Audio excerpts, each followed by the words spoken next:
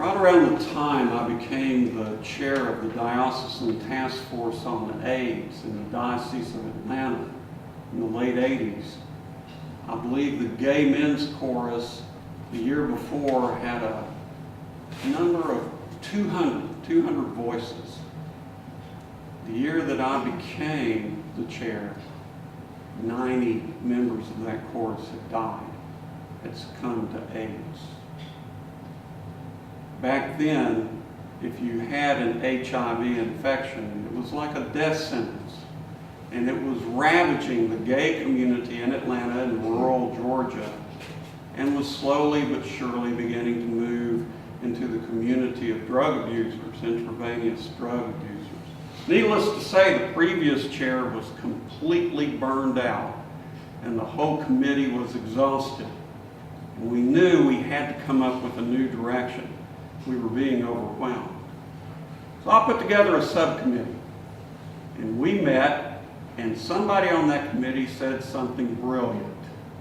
You know, if we come up with a program or a response that looks like it's from the diocese, probably individual parishes will just say, well, we're not going to fool with that. That's coming from the diocese. So what do we need to do? We discussed it. We said we need to develop a program that can reach every parish at any level they wish to participate. So we did that. And the very first level of participation was pray, and the prayers of the people. Pray for those who are infected with HIV. The very top level of participation was there's people that need rides to doctors. There's people that need food. There's people that need assistance with medications. If you want to take on that level of case management, then we will help you do that. We being the Diocesan Task Force. And sure enough, we released that program in the diocese, and parishes realized that within that framework, they could address this issue and put their own stamp on how they responded to the AIDS crisis. And what we did as a committee, we became the source of information and training. We would go out to parishes and do information weekends or seminars. Now that came to me because of this gospel lesson this morning. The gospel lesson presents a paradigm that's outside of what we typically expect in the world.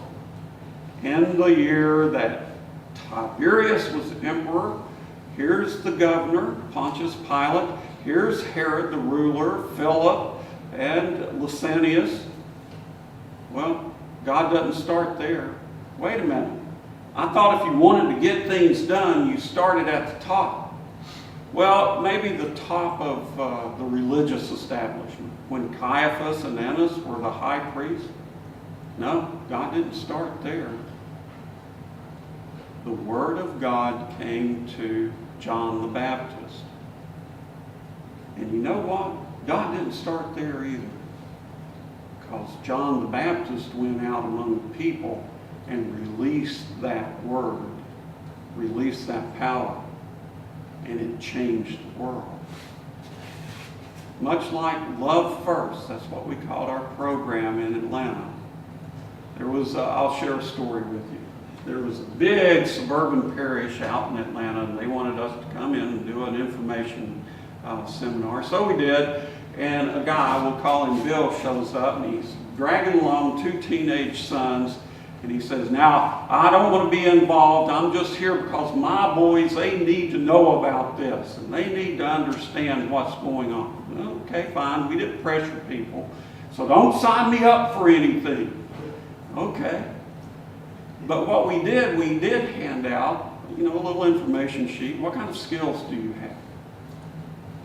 Well, just so happened Bill put down that he could sign. And wouldn't you know that right there in that neighborhood, there was a deaf, mute person who was dying of AIDS. And they called Bill up. Bill, We know you didn't want to be, involved beyond just being at the meeting. But there's a man that needs your help. You can sign." He says, "Darn it. I knew I shouldn't have put that down there."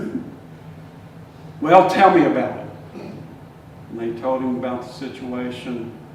He says, "I'll help."